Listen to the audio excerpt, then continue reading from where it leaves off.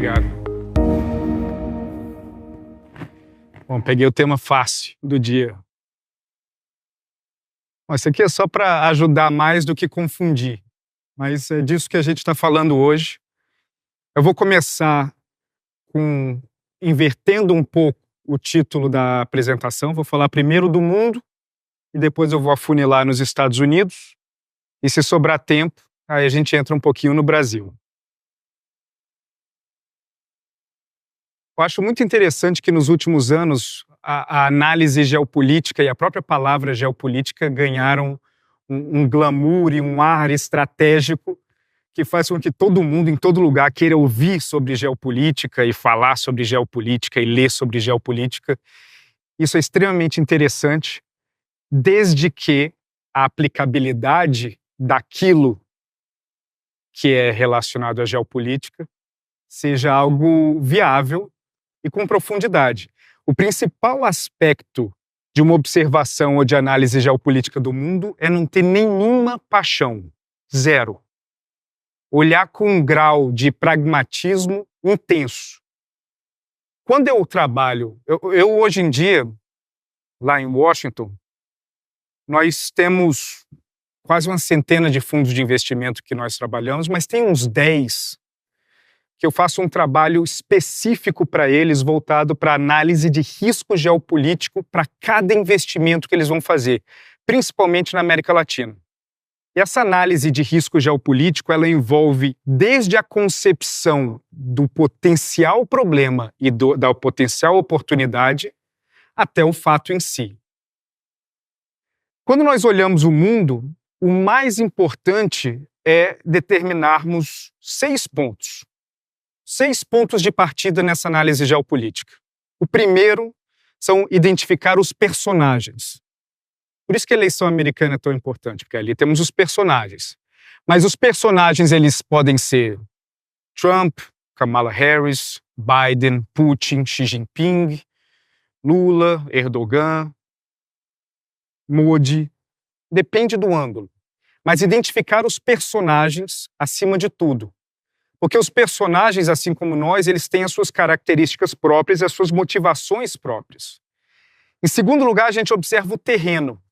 Mas não só o terreno que já é dividido por fronteiras. Quais são os terrenos mais importantes hoje no mundo, numa análise de geopolítica, inclusive para investidor? Você olha, por exemplo, os grandes gargalos no mundo, como o Canal do Panamá, você pode olhar o Cabo de Magalhães, o Cabo da Boa Esperança, o Mar Vermelho, o Estreito de Malaca. Esses são pontos importantíssimos e tudo que acontece ao redor desses pontos, eles entram nas análises de vários investidores. Por quê? Bom, grande parte do comércio internacional, ele passa por esses lugares.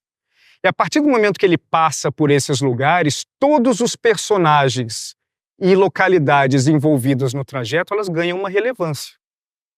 E essa relevância, ela pode ser desde aquela que ganha o noticiário, como mísseis do Iêmen afetando navios de qualquer país que está passando pelo Mar Vermelho. Isso ganha noticiário. Mas também entra greve portuária perto do Porto de Malaca, que faz com que o trajeto e o processo ali seja mais lento. Ou uma greve que está ocorrendo no Canal do Panamá, que dificulta a velocidade do trânsito dos navios, levando a um atraso naquela chegada do produto final. Observar esses lugares, eles dão a base dessa compreensão. Além disso, nós olhamos as motivações domésticas de cada país, as motivações externas de cada país, a capacidade de exercer cada uma dessas motivações e como que eles se relacionam, os apoios que cada país, dentro das suas motivações, buscam em outros países. Então, quando nós observarmos quais são os países primários que podem causar uma mudança direta na carteira de vocês, mas também na política e na geopolítica, no comércio exterior. Nós olhamos, obviamente, os Estados Unidos, a China, a Rússia, o Irã, a Índia, claro, e alguns países secundários, que eles têm uma capacidade de desenvolvimento de problemas baseados nos seus interesses internos, como a Arábia Saudita, própria Bielorrússia, Coreia do Sul, Coreia do Norte, tudo isso. Bom, hoje não tem como falar sobre geopolítica sem observar essa disputa entre Estados Unidos e China. A disputa entre Estados Unidos e China, ela ocorre em várias categorias. Ela ocorre no ponto de vista do comércio exterior, da economia, da influência política e geopolítica, também numa corrida militar que esses países eles desenvolvem, mas principalmente no aspecto tecnológico. Toda a movimentação de tabuleiro entre China e Estados Unidos no mundo se baseiam nessas disputas que eles têm entre um e o outro. Porque, ao final do dia, o objetivo principal é a conquista de territórios por meio de uma influência que seja ela comercial, mas também política, entre outras coisas. A China, ela conseguiu, num curto espaço de tempo, fortalecer pesadamente a sua relação com a África e com a América Latina. A América Latina, ela sofreu uma dificuldade muito grande de penetrar a atenção dos Estados Unidos como um ponto importante da política externa americana. Hoje, a América Latina é infinitamente mais importante para a China do que é para os Estados Unidos. E por quê? Como vocês bem sabem, a agenda histórica dos Estados Unidos em relação à América Latina, ela é uma agenda baseada em dificuldades, em problemas. Narcotráfico, imigração ilegal, corrupção, falta de transparência. Esse processo de abordagem sempre gerou dificuldades para que determinadas relações entre países da América Latina e Estados Unidos formalmente se fortalecessem, principalmente no âmbito governamental. Obviamente, nós sabemos que você tem vários setores no Brasil, no Peru, na Colômbia, no México, que estão profundamente integrados com os Estados Unidos, mas isso é no setor privado. Na área governamental, a política externa americana em relação à América Latina ela é motivada, acima de tudo, pela política da Flórida e pela observação do que ocorre em Cuba, a Venezuela, no México e na América Central. Essa é a grande motivação da postura e do posicionamento dos Estados Unidos em relação à América Latina. E a América Latina, durante anos, principalmente com o fim da Guerra Fria, ela manteve um relacionamento entre governos com os Estados Unidos se baseando num mantra que eles escutaram muito ao longo dos anos 80 e principalmente no fim dos anos 80 e começo dos anos 90. A democracia invariavelmente trará prosperidade econômica. Em paralelo a isso, a relação entre Estados Unidos e China ao longo dos anos 80, dos anos 90 e até 2008, ela foi uma relação onde o mantra era o contrário. A prosperidade econômica invariavelmente vai trazer a democracia. Nenhum dos dois funcionou. A prosperidade econômica na China não trouxe a democracia porque a formação como sociedade da China ela não se encaixa com as nossas noções ocidentais de democracia. E a América Latina, por meio de inúmeros comportamentos erráticos, e ao mesmo tempo, toda essa dificuldade interna que nós conhecemos preveniu que isso acontecesse. O que acontece é que de 2008 para cá, precisamente no momento da quebra do Lehman Brothers, a China ela percebeu que oferecendo linhas de crédito, ela consegue traduzir isso em dependência e, consequentemente, em apoio. A geração de dependência é o grande instrumento da atração daquele país para o seu. Então, a partir de 2008, a China ela começou uma abordagem muito forte de desenvolver vários tipos de dependência. Pode ser dependência comercial, como é o caso no Brasil, dependência financeira, que é o caso da Venezuela, dependência tecnológica, que é o caso da Nicarágua. Vários outros tipos de dependência que existem em outras partes do mundo, como na Arábia Saudita, como no Irã, a ponto de uma carta conjunta de vários países do Oriente Médio para a ONU defendendo que sim, a abordagem chinesa contra os muçulmanos em Xinjiang é democrática e é correta. Porque a dependência faz isso. Bom, por que a América Latina se tornou o grande objetivo para a China? Porque é a única região do mundo que garante uma via de mão dupla. A entrada de bens manufaturados do mais barato ao mais sofisticado e a saída de commodities do mais barato ao mais sofisticado. A África não consegue fazer isso porque eles ainda não conseguem absorver esses bens manufaturados. E a América Latina ainda tem a vantagem de, apesar do contrato e da lei e do direito não ser tão avançado quanto em outros países, é avançado o suficiente para que os contratos sejam honrados e que acordos sejam feitos.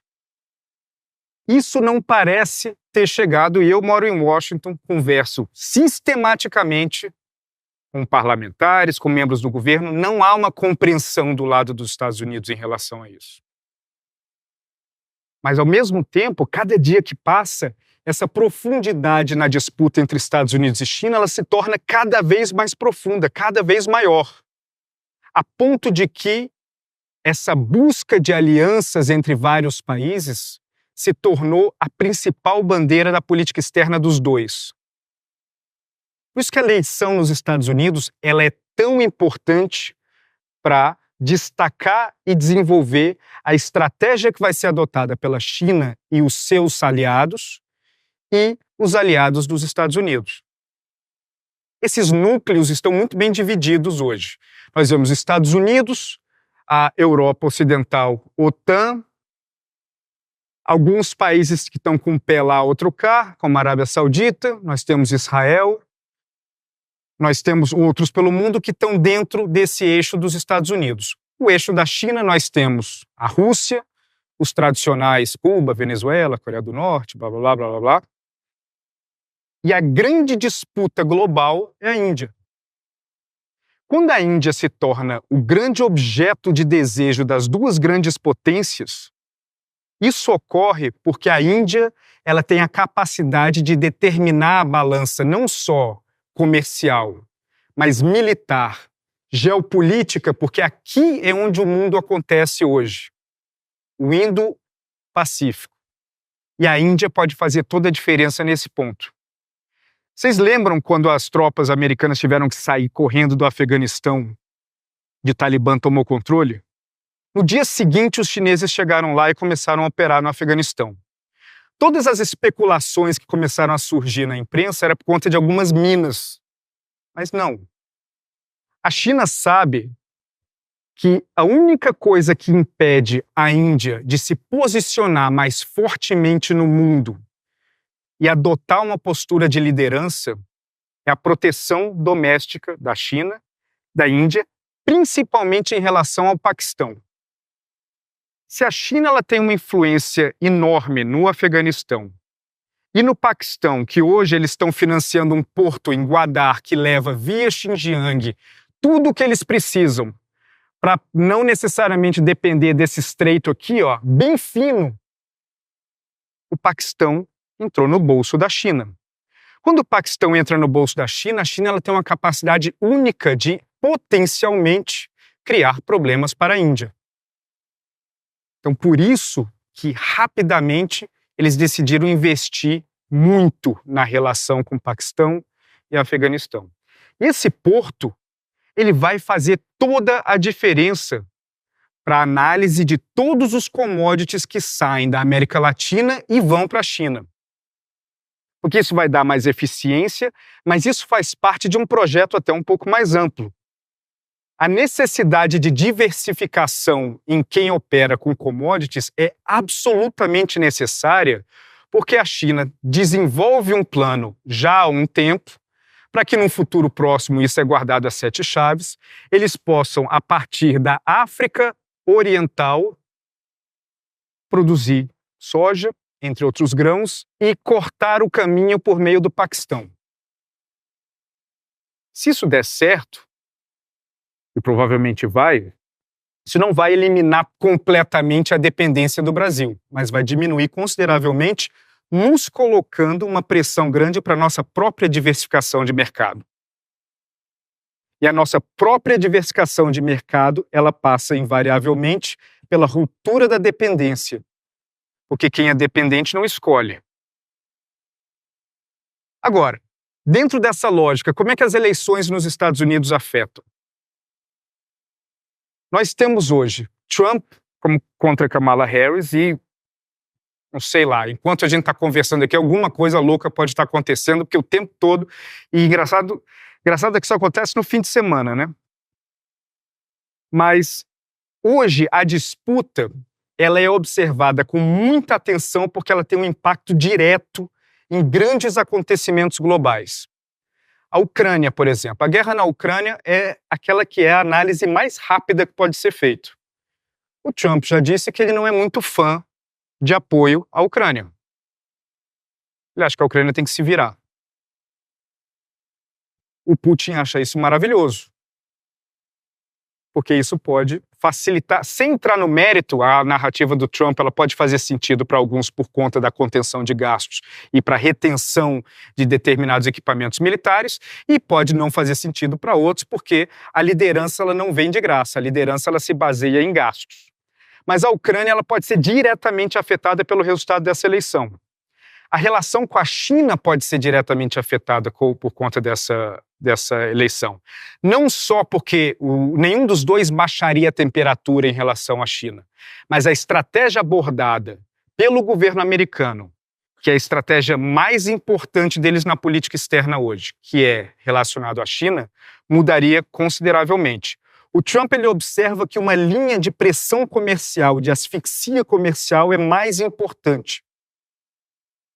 Os democratas eles acreditam que a ampliação de uma cadeia de aliança e, eventualmente, um sufocamento em múltiplas áreas, isso pode gerar um impacto mais eficiente. Por isso que, ao longo dos últimos anos, o Biden investiu em alianças com a Austrália, com a Nova Zelândia, com a Índia, o Japão e o Reino Unido para fortalecer essa pressão e essa asfixia em cima da China. As Filipinas entraram também nesse jogo de aliança há pouco tempo. Mas daí quando você observa que os Estados Unidos hoje ele tem uma relação muito próxima de aliança com Índia, com Filipinas, com Malásia, com Japão, com Coreia do Sul, não é de se estranhar que a China tenha o interesse que tem em Taiwan, porque é a única capacidade de sair que eles têm. Se eventualmente amanhã eles não conseguem, eles perdem a influência de todos os países dessa região, a capacidade da China de sair, dos seus produtos saírem, das suas necessidades chegarem, ela fica altamente prejudicada. Até porque, numa eventual guerra entre Estados Unidos e China, a guerra não se daria de impacto. A guerra se daria por asfixia. Os Estados Unidos iria bloquear todos os acessos marítimos no mundo, nada entra, nada sai. E hoje eles têm essa vantagem, por conta das alianças que foram construídas. A percepção do Trump não é necessariamente ligada à aliança. Ela é ligada a um confronto mais direto dentro da esfera comercial. Isso é um dos principais pontos de impacto que existe na política externa. Assim como, por exemplo, você vê na questão de Israel com a Palestina. Ali também tem um impacto muito grande. Porque o impacto ali, em cima da política externa americana, se dá por meio do Irã. Agora, toda essa análise geopolítica, ela precisa sempre levar em consideração uma matriz muito complexa de montar, mas muito fácil de acompanhar, que ela envolve os países, as alianças, as motivações e as temáticas. As temáticas elas podem ser abstratas, como objetivos de influência, de expansão no relacionamento com algum outro país, simplesmente de influenciar outro país, mas ela também pode ir num ponto de vista mais prático, categorizado em determinados commodities, minério, petróleo, na própria cadeia logística. O minério hoje ele é altamente influente nessa disputa entre China e Estados Unidos, principalmente aqui, nesse triângulo aqui, entre Argentina, Chile e Bolívia, por conta do lítio. Agora, o mundo vai mudar muito se o presidente nos Estados Unidos troca? Vai. É provavelmente o único país ao lado da China que tem a capacidade de mudar toda a dinâmica de comportamento dos outros países com uma única mudança presidencial. E essa mudança presidencial, ela gera uma cascata de eventos que acaba afetando o mercado, acaba afetando os preços, mesmo que não tenha nada a ver com a política de cada um desses candidatos. A força de um presidente, principalmente nos Estados Unidos e no Brasil, é infinitamente menor do que as pessoas pensam. O presidente, ele é o porta-voz de seus desejos e das suas vontades, que não são necessariamente atendidas. Então, o fato de nós termos Kamala Harris ou Trump, isso não quer dizer que na prática vai mudar muito, a relação com o Brasil vai se manter muito similar, porque as burocracias elas se entendem num grau muito profundo e as intenções nas relações pessoais e no nível presidencial, elas dificilmente se tornam alguma coisa. Nós tivemos 2 pares de presidentes entre Brasil e Estados Unidos que sempre foram muito amigos, mas que não necessariamente desenvolveram nada em termos de cooperação, que era o Fernando Henrique e o Clinton, e o Bolsonaro e o Trump. E a prova de que a burocracia que gera essa relação foi que o Trump deu a ordem para o USTR começar a desenvolver um acordo com o Brasil de livre comércio, entrou no ouvido, saiu no outro, porque eles têm autonomia de ignorar. Bom, dado o tempo, vamos agora focar nos Estados Unidos. A eleição, ela está completamente aberta. É impossível cravar que um vai ganhar, que o Trump vai ganhar. O Trump ele é favorito, sim, mas ele é favorito dentro da margem de erro. E não importa quantos tiros, quantas mudanças, quantos episódios absurdos possam acontecer, isso não vai mudar consideravelmente as intenções de voto. Porque o eleitor americano ele está calcificado. E essa calcificação do eleitorado americano, ela se dá porque o agrupamento em cima do que você odeia é sempre mais forte do que o agrupamento em cima do que você gosta. Gostar tem mais flexibilidade do que odiar. Isso força essa polarização de um jeito que a eleição vai ser definida por algumas centenas de milhares de eleitores, 200 mil, 300 mil. E é esse filete de eleitores que estão posicionados, principalmente nos estados-chave, que vão definir quem vai ganhar. Então é possível que um distrito no subúrbio de Milwaukee vai determinar todo o comportamento global ao longo dos próximos 4 anos. Agora, a disputa entre os 2 candidatos, elas não são baseadas na lógica tradicional das eleições. Não é de um tentar buscar o eleitor do outro. Do lado democrata, a Kamala Harris sabe que ela já tem todos os eleitores que ela precisa para ganhar. O crescimento do Partido Democrata, em termos de quantidade, vem aumentando, mas a motivação vem caindo. A motivação do eleitor republicano vem aumentando, apesar de que o número vem ligeiramente caindo. Então, essa relação ela é baseada em 2 corridas paralelas com objetivos distintos. Um de motivar o indivíduo a sair de casa para votar e o outro de colocar dúvidas o suficientes na cabeça desse indivíduo para que ele não saia de casa para votar. É nisso que vai se resumir a eleição. Agora, por que a Kamala Harris ela performa nas pesquisas melhor do que o Biden? Porque a Kamala Harris ela vai trazer com muita força o tema do aborto.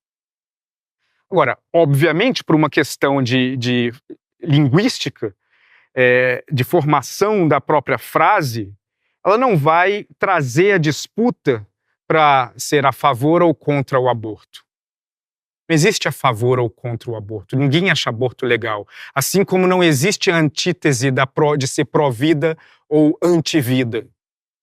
Ela vai trazer a narrativa para dentro do direito de autonomia da mulher. E a escolha dela vem por duas principais razões. Primeiro, uma convicção pessoal muito forte.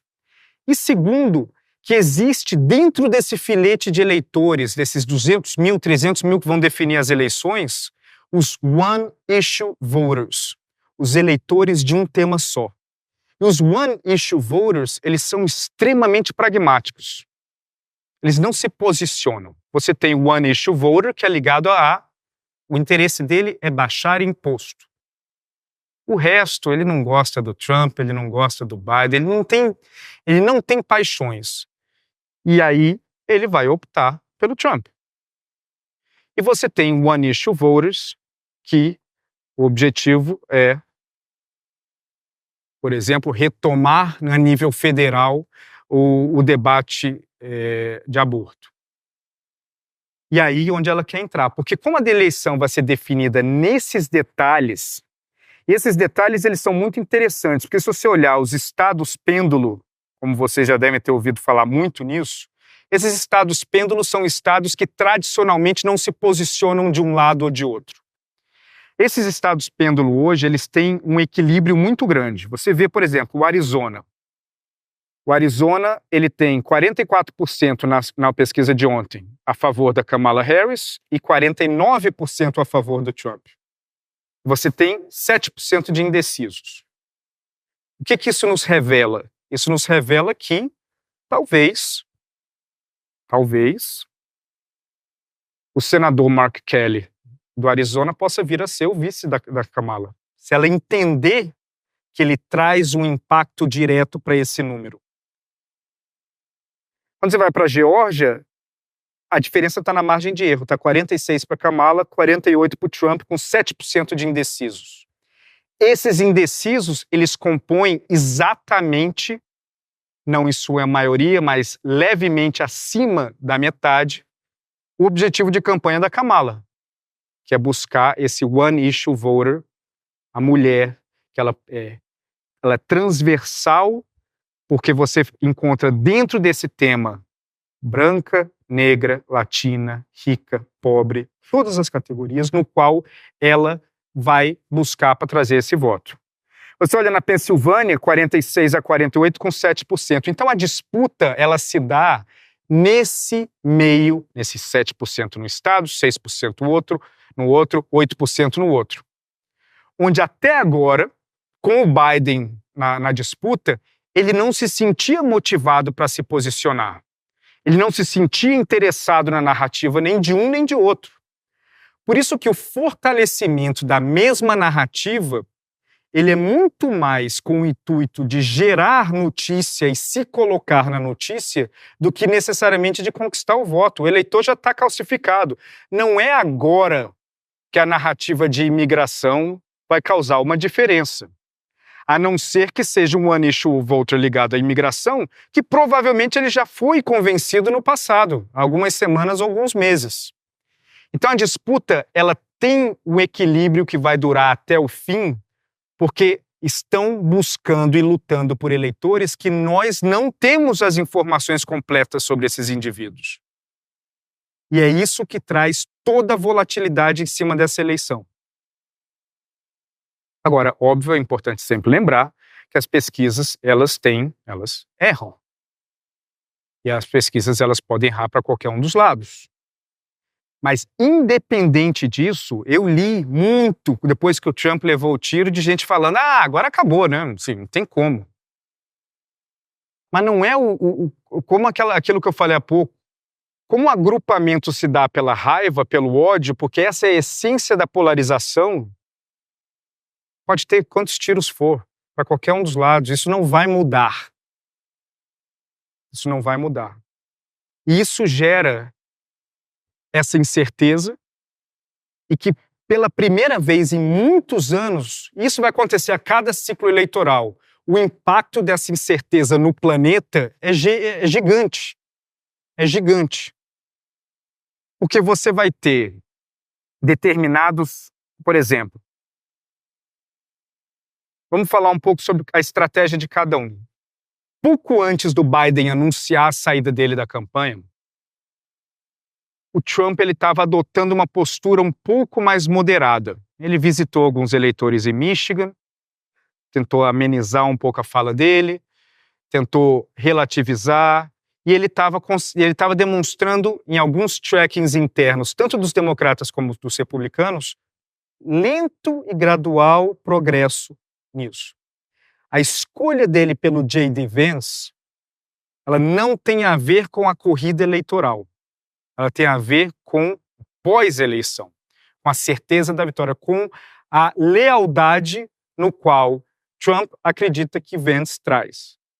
Apesar do J.D. Vance ter há alguns anos chamado Trump de tudo, de Hitler, de heroína, etc., ele se arrependeu, se posicionou fortemente e se tornou um grande aliado do Trump.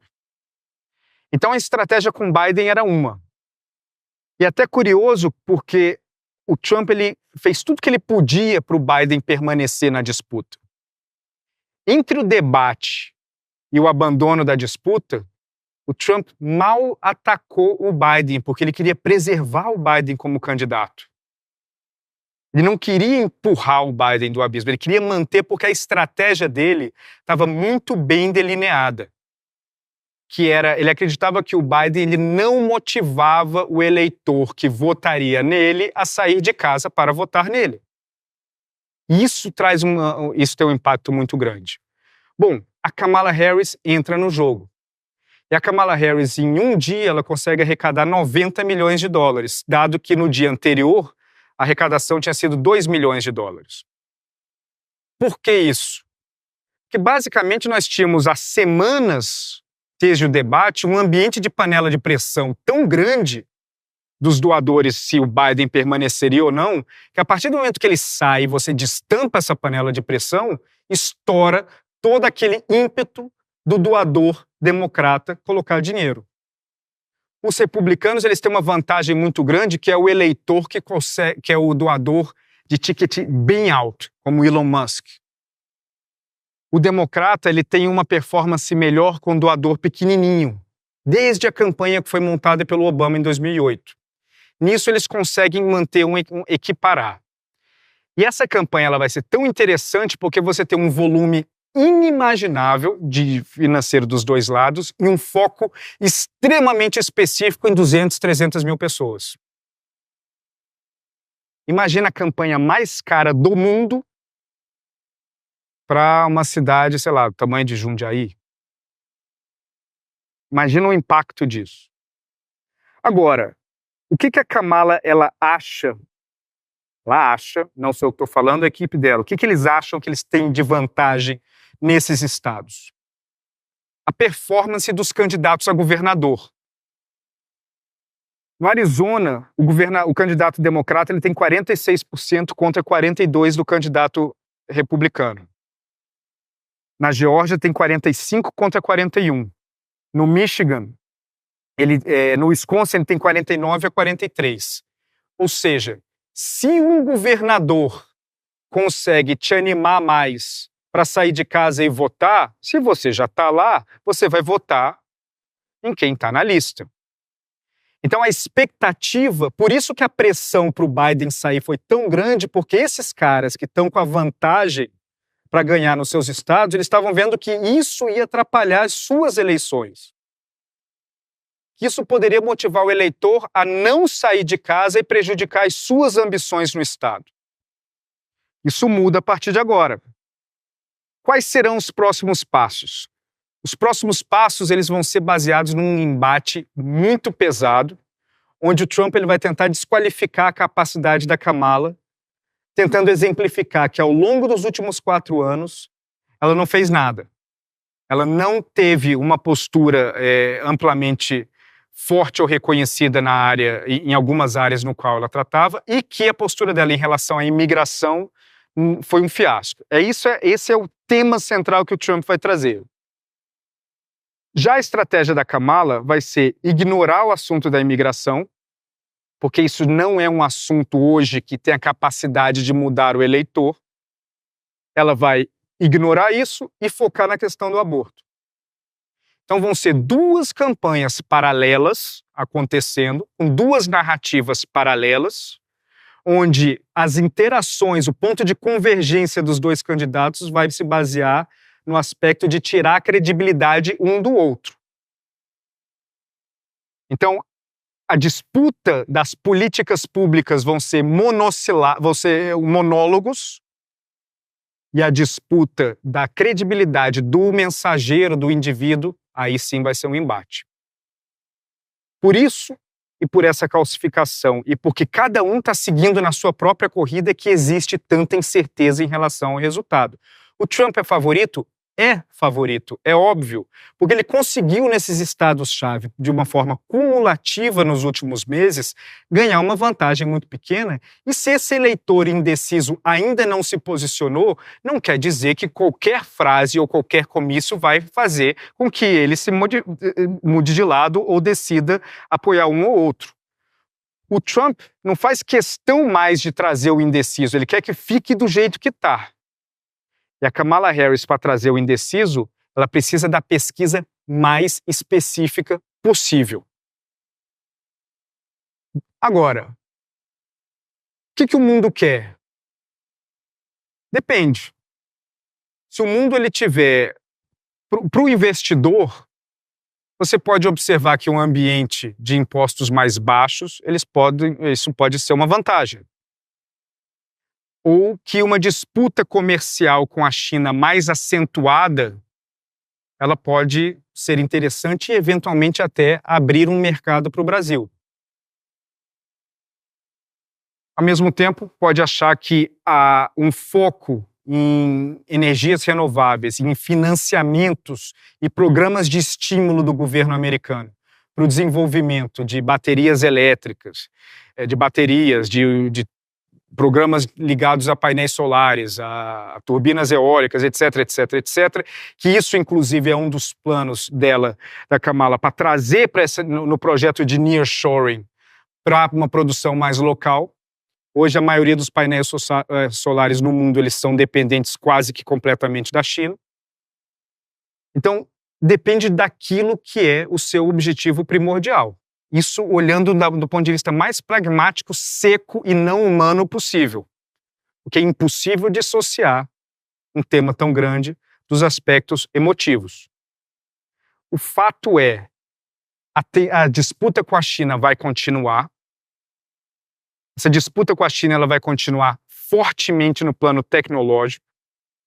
A China, ao longo dos próximos 4 anos, vai focar mais e mais e mais em dados. Dados são o petróleo do século XXI. Muita gente ainda não percebeu, mas isso é o petróleo do século XXI. Tudo aquilo relacionado a dados na América Latina é de imenso valor para empresas chinesas. A contenção disso é algo extremamente complexo, mas essa disputa tecnológica, principalmente ligada à computação quântica, a inteligência artificial, vai ditar o rumo dos próximos anos, nessa disputa entre os 2 países. E nós vamos frequentemente observar como vai funcionar essa dança em relação à Índia. Tanto o Trump quanto o Kamala Harris vão investir na Índia, provavelmente no setor farmacêutico, acima de qualquer outra coisa, e no setor cibernético, porque hoje você não consegue, os Estados Unidos não consegue fabricar nenhum antibiótico. Ele precisa da China para todos os antibióticos que existem nos Estados Unidos.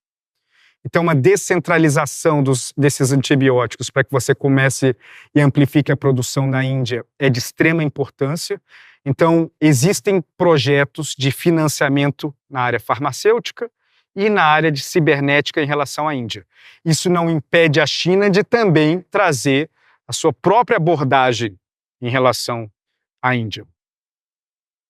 Bom, dá para falar aqui infinitamente, mas eu também já sei que todos já estão muito cansados, vamos encerrar por aqui. Mas foi um prazer estar aqui com vocês e eu fico muito feliz que esse tema é um tema que foi incluído, fico muito feliz que esse é um tema que as pessoas debatem e a única coisa que eu peço é sempre observe a geopolítica sem a paixão, e eu entendo que isso é muito difícil. Muito obrigado a todos.